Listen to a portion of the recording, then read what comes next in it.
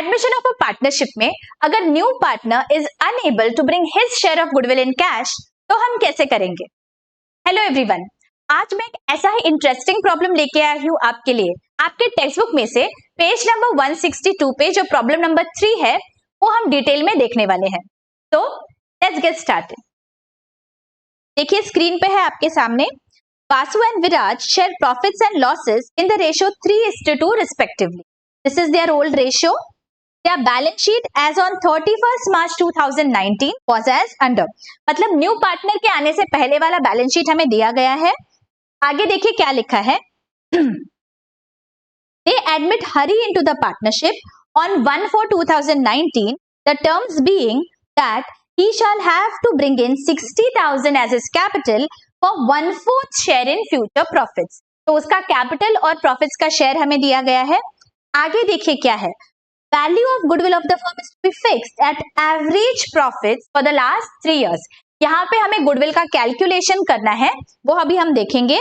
और आगे क्या लिखा है उसके देखिए, Hari is unable to bring the value of goodwill in cash.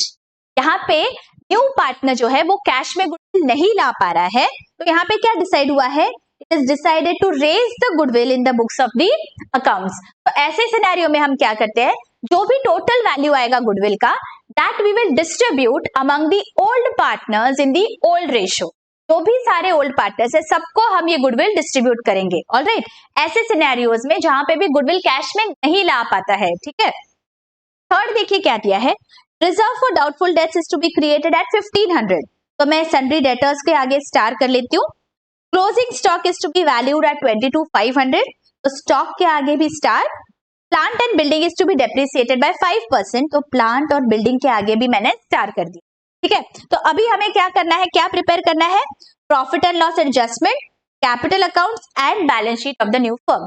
तो अभी सबसे पहले हम ऐसे फॉर्मेट्स बनाएंगे proper. In the books of the partnership firm profit and loss adjustment account, ऐसे आपको पार्टनर्स का कैपिटल अकाउंट बनाना है और न्यू पार्टनर्स का बैलेंस शीट भी आपको ऐसे बनाना है। ठीक है। ये सब टैबुलर फॉर्मेट्स होने के बाद ना one by one we will start with the adjustments. देखिए फर्स्ट एंट्री क्या है, he shall have to bring in 60,000 as his capital for 1/4 share in future profits. तो 60,000 कैपिटल आया है बिजनेस में, तो एंट्री क्या आएगी, cash account debit to Hari's capital. So let us pass this in the capital accounts. तो यहाँ पे चलते हैं हम कैपिटल अकाउंट में, और यहाँ पे फर्स्ट एंट्री हमारी आएगी बाय कैश या बैंक, अमाउंट इज 1000। देखिए जब आप ऐसे कॉलमनर बनाते हैं ना पार्टनर्स के कैपिटल अकाउंट को, तो एंश्योर कि दो आप 60,000 लिख रहे हैं तो बराबर हरी के अकाउंट में ही लिख रहे हो। कभी कभी क्या हो जाता है, हड़बड़ी में भी मिक्स दी अकाउंट्स, तो गड़बड़ हो जाती है। ठीक है। Ensure that 1 second you just check कि हरी के कॉलम में ही मैंने 60,000 लिखा है या नहीं। Alright, okay. आगे क्या है, लेट्स सी सेकंड। देखिए value of goodwill of the firm is to be fixed at average profits of last 3 years, और हमें 3 साल के प्रॉफिट्स दिए गए हैं। ऐसे केस में हमें क्या करना है, गुडविल का हमें कैलकुलेशन करना है। तो वेरी सिंपल इट इज, क्या है, तीनों सालों की टोटल करिए, एवरेज निकालना है, हमें पता है, हमने सीखा हुआ है। तो एक वर्किंग नोट बना लेते हैं। हमें क्या करना है, सारे प्रॉफिट्स की टोटल करनी है, 48,000, 81,000 एंड 73,500। ये टोटल क्या आ रही है, देखिए 2,02,500 is the total profit. Alright, मुझे एवरेज प्रॉफिट अगर निकालना है तो एवरेज कितना रहेगा, 3 टोटल की ना मैंने 3 सालों की, डिवाइडेड बाय 3 करना है एवरेज करने के लिए। अगर 4 सालों की टोटल होती तो मैं डिवाइडेड बाय 4 करती। अगर 5 years का टोटल होता तो divided by 5। That is how we take average, correct. तो अभी average profit will be 2,02,500 divided by 3 which comes to 67,500। ये क्या है, this is my total goodwill. ठीक है, वहां पे दिया हुआ है दैट गुडविल आपको ऐसे कैलकुलेट करना है। जो भी एवरेज प्रॉफिट आएगा पिछले 3 सालों का, ये मैंने 3 साल का एवरेज प्रॉफिट निकाला, दैट इज माय गुडविल। ऐसे हमें स्पेसिफिकली दिया, हमने वो किया। अभी क्या करना पड़ेगा, हमें गुडविल रेज करना है बुक्स में, because he is unable to bring in goodwill. तो जो भी हमारा अभी तक का कमाया हुआ गुडविल है वो हमें ओल्ड पार्टनर्स में डिस्ट्रीब्यूट कर देना है ओल्ड रेशो में, बिकॉज सारे पार्टनर्स ने मेहनत की तब ये गुडविल इकट्ठा हुआ। तो 67,500 को मुझे डिवाइड करना है ओल्ड पीएसआर में। What is the old PSR, 3:2। So let me divide 67,500 divided by 5 into 3, that is 40,500, and 67,500 divided by 5 into 2, that is 27,000. ये मेरा ओल्ड पार्टनर्स को गुडविल का डिस्ट्रीब्यूशन है. तो मेरी एंट्री क्या आएगी? मैंने गुडविल को रेज किया, एसेट को रेज किया बुक्स में, तो goodwill account debit to old partners capital account. तो यहाँ पे मुझे ओल्ड पार्टनर्स के कैपिटल अकाउंट में जाना है और यहाँ पे मुझे गुडविल की एंट्री पास करनी है बाय गुडविल. देखिए ओल्ड पार्टनर्स के ही कैपिटल अकाउंट को देना है, हाँ गलती मत करना. 40,500 एंड विराज का है 27,000. ऑलराइट, ये समझ में आ गया. इसे बोलते हैं गुडविल को रेज किया बुक्स में. Goodwill is going to appear in the books at this amount. Alright, clearly समझ गया. ये बहुत इंपॉर्टेंट एडजस्टमेंट है. आई होप सबको ये बहुत अच्छी से समझ गया है. Alright, let's move ahead. Reserve for doubtful dates is to be created at 1,500. ये रीवैल्यूएशन है. तो लेट अस सी 1,500 मुझे क्रिएट करना है. तो profit and loss adjustment account debit to RD 1,500. Okay, आगे closing stock is valued at 22,500. 22,500 पे value करना है. एक्चुअली है 25,500 पे दिख रहा है, मतलब मुझे कम करना है. कितने से? 25,500 माइनस 22,500, दैट इज 3,000 रुपीज से मुझे स्टॉक की वैल्यू कम करनी है. तो revaluation account debit to stock 3,000.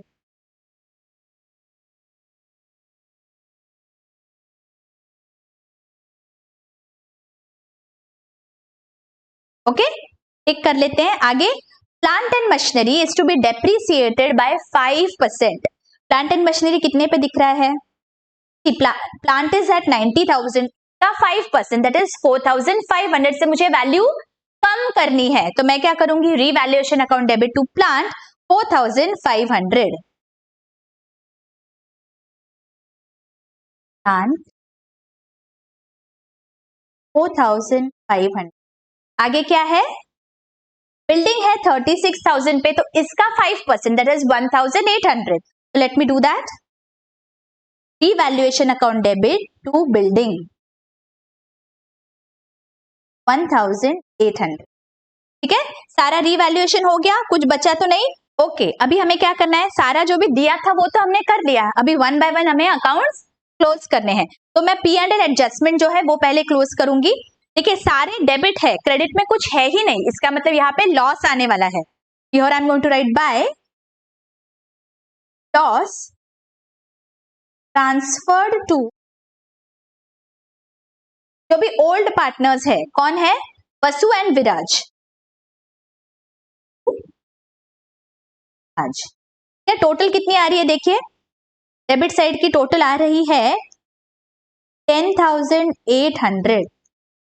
इस 10,800 को मुझे ओल्ड PSR में डिस्ट्रीब्यूट करना है, दैट इज 3:2. तो 10,800 divided by 5 into 3 and 10,800 divided by 5 into 2. Let us see क्या अमाउंट आ रही है. यहाँ पे मेरी वसु की अमाउंट आ रही है 6,480 and 4,320. Alright, this is a loss. तो मुझे ट्रांसफर करना है पार्टनर्स के कैपिटल अकाउंट में डेबिट साइड पे.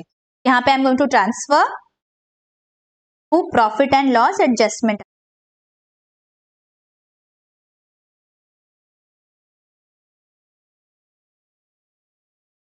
Amount is 6,480 and 4,320. ऑलराइट, ये हमारा ट्रांसफर हो गया. अभी हमें क्या करना है? अभी हम एक बार बैलेंस शीट चेक कर लेते हैं. बैलेंस शीट में कुछ बैलेंसेस है क्या एक्यूमुलेटेड प्रॉफिट्स एंड लॉसेस के? Let's see. देखिए लाइबिलिटी साइड पे है जनरल रिजर्व 30,000. ये general reserve I will have to transfer among the old partners and old PSR. देखिए मैंने जब आपको ट्रीटमेंट दिखाया था revaluation of assets and liabilities का, उस लेक्चर में मैंने आपको डिटेल में ये समझाया है. किसी ने अगर अभी तक वो वाला लेक्चर नहीं देखा है, मैंने लिंक दे दिया है डिस्क्रिप्शन में, please go through that lecture. तो ये सारे आपके जो भी कॉन्सेप्ट्स है वो बहुत अच्छी से आपको समझ जाएंगे. जनरल रिजर्व 30,000 है, मुझे डिस्ट्रीब्यूट करना है ओल्ड PSR में. तो 30,000 upon 5 into 3 and 30,000 upon 5 into 2, that is 18,000 and 12,000, right? So let me do that. ये डिस्ट्रीब्यूट करना है मुझे पार्टनर्स के कैपिटल को. यहाँ पे I am going to write bye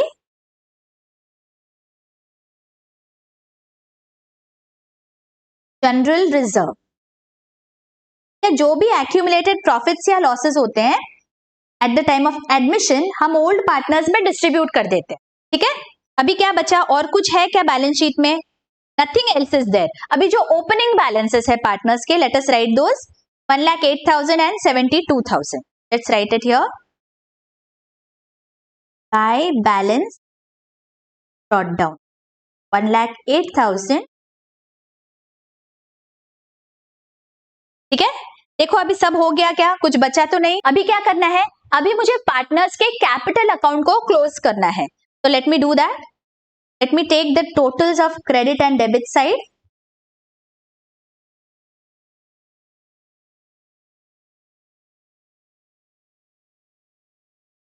यहाँ पे मेरी टोटल आ रही है वसु की 1,06,500, 1,11,000 एंड 6,000.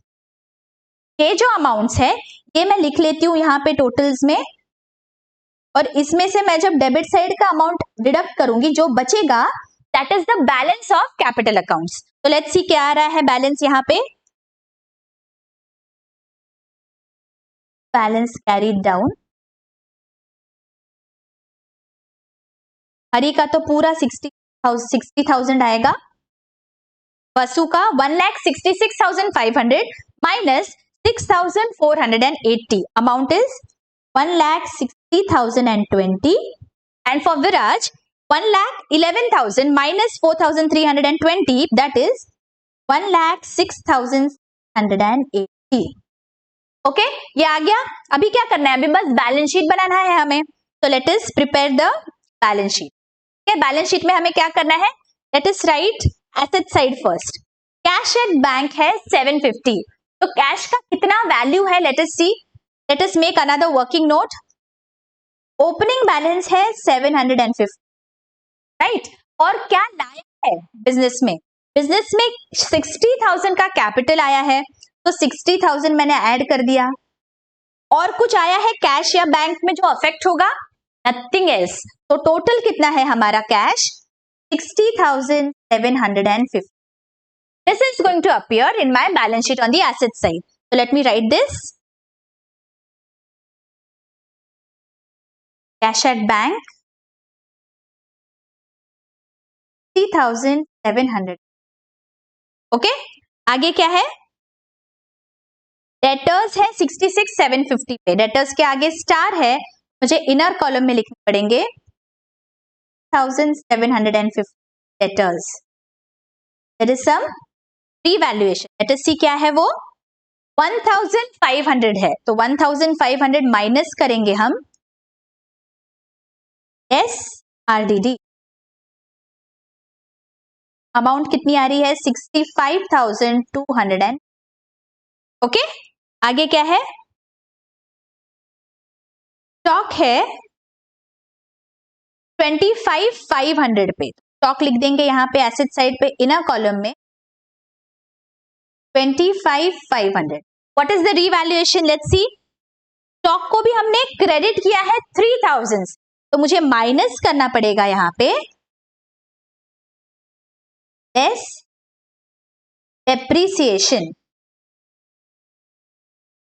तो टोटल विल बी 22,500.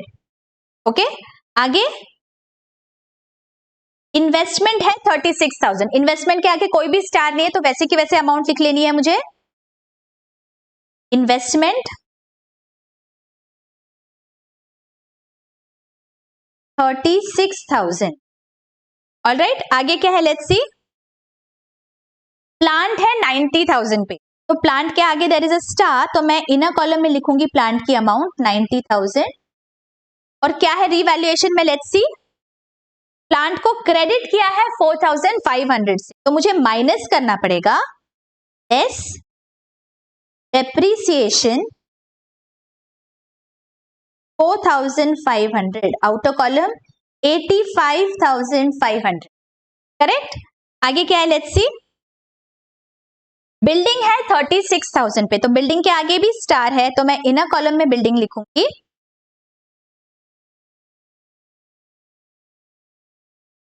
बिल्डिंग, ठीक है। रीवैल्यूएशन अकाउंट में चलते हैं, लेट्स सी बिल्डिंग का क्या है। 1800 से बिल्डिंग को क्रेडिट किया है, तो यहां पे मैं जाती हूं और लेस करूंगी 1800 less depreciation, amount is 34,200, right. देखिए सारी एसेट साइड हमने लिख ली, क्या बैलेंस शीट के सारे एसेट्स मैंने डिस्ट्रीब्यूट कर दिए, लेकिन हमने एक और एसेट ये वाले प्रॉब्लम में सॉल्व करते वक्त रेज किया है। What is that? Goodwill has been raised, correct. कितना है गुडविल? हमने कैलकुलेट किया है amount 67,500। This is the goodwill that is going to appear in the books because ये रेज किया हुआ है। ऑलराइट, मुझे ये एसेट साइड पे लिखना है goodwill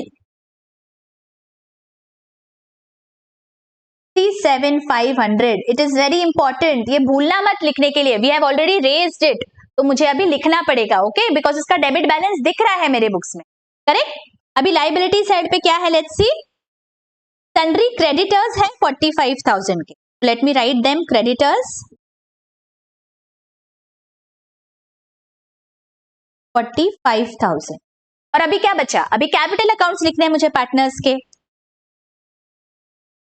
capital accounts of the partners, क्या नाम है? Vasu, Raj and what are the amounts? ये अमाउंट्स मुझे लिखने हैं 1,60,020, 1,06,680 and 60,000। Let me write these amounts. 1,60,000 1,06,000